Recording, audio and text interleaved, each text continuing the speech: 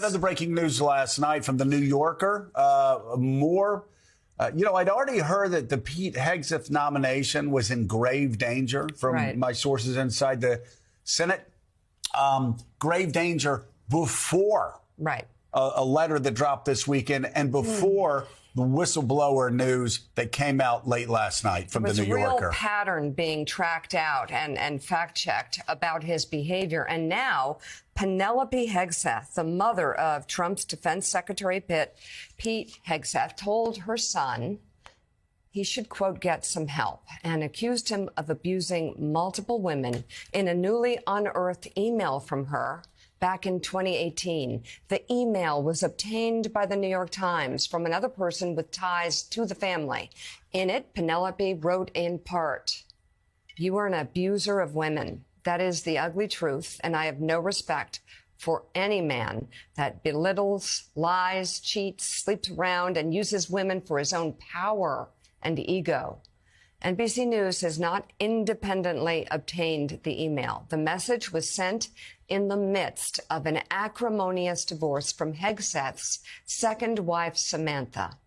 Their marriage ended after Trump's choice to lead the Department of Defense impregnated a Fox News coworker with whom he was having an affair.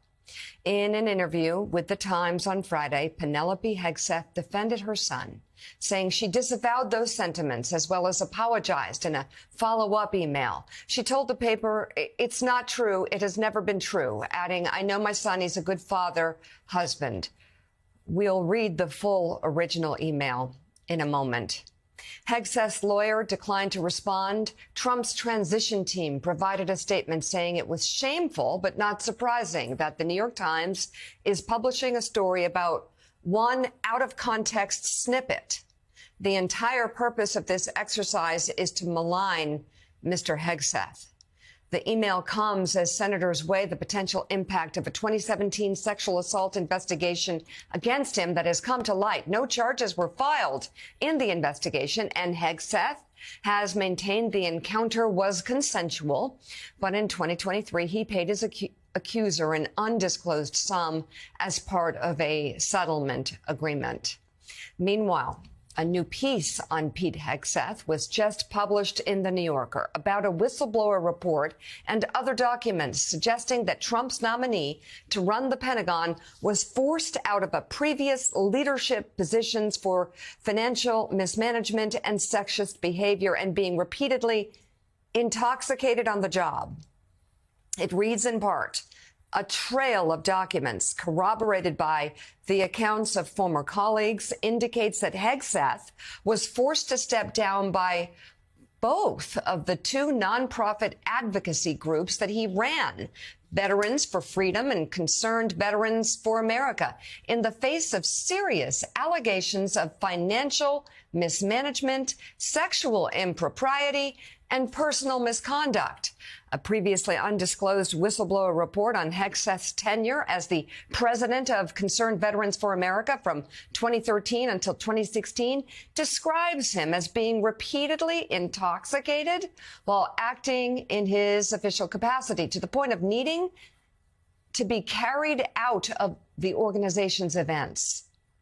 The detailed 7-page report, which was compiled by multiple CVA employees and sent to the organization's senior management in February of 2015, states that at one point Hegseth had to be restrained while drunk from joining the dancers on the stage of a Louisiana strip club where he had brought his team.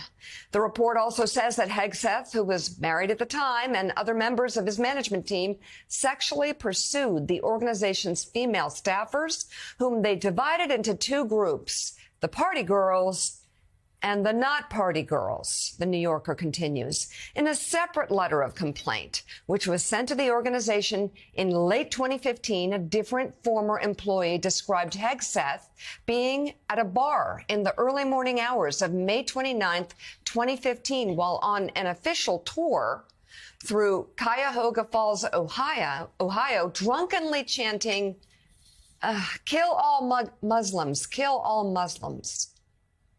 In response to questions from The New Yorker, a lawyer for Hegseth replied with the following statement, which he said came from an advisor to Hegseth that read in part, "We're not going to comment on outlandish claims laundered through The New Yorker by a petty and jealous, disgruntled former associate of Mr. Hegseth's."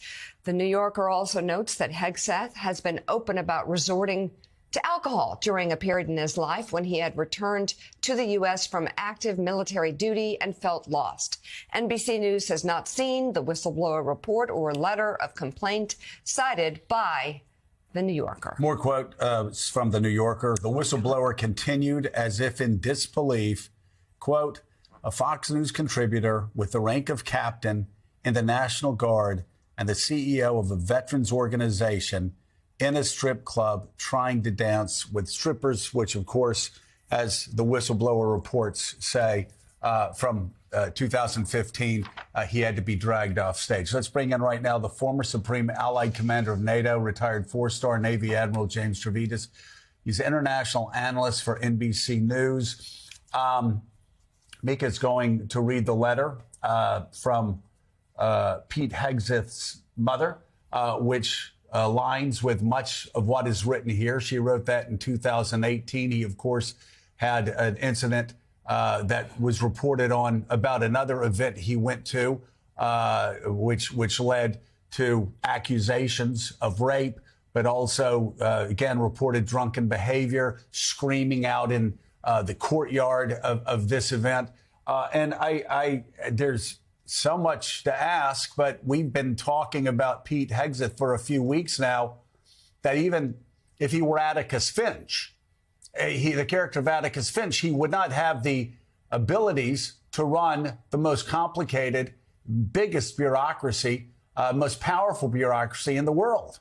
And would be doing a disservice, as I always say, not only to America, not only to the men and women in uniform, but to the president he's supposed to serve. But here we find he got booted, according to this New Yorker reporting, he got booted from heading up two vets groups because of the same drunken behavior, because of the same unfortunate behavior that his mother wrote about and that we reported on this past week. I've just got to ask you, Admiral, how in the world does any United States senator confirm Pete Hegseth to be Secretary of Defense? Okay, we don't have audio. Hold on one sec. There we go.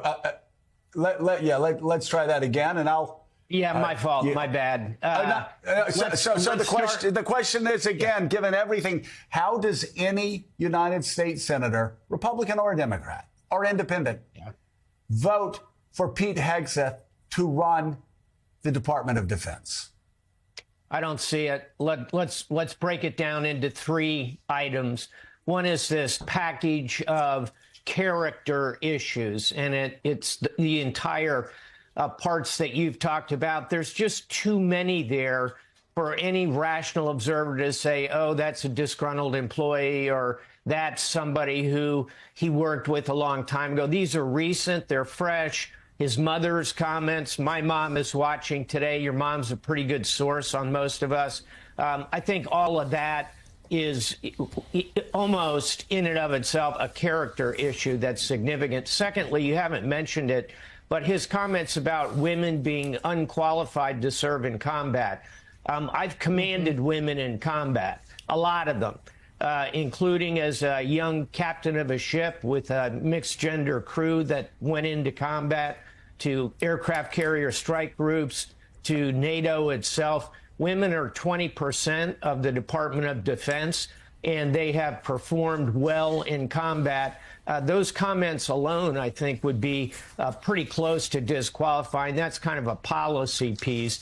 And then third and finally, you mentioned it, Joe and Mika, it's the management responsibilities. I spent 2.5 years as Secretary of Defense Don Rumsfeld's senior military assistant as a 3-star admiral. I've seen that job up close and personal. And you look at the people who have held it. I worked directly for Bob Gates, who led the CIA, Leon Panetta, who was chief of staff in the White House and led the CIA. That's the kind of level of experience and management you need to have And when you put all that together, I'll just close with two words: nuclear codes. This is a job that goes beyond the range of anything else in the cabinet in its power and its impact, the number of people, the complexity, and the need to model a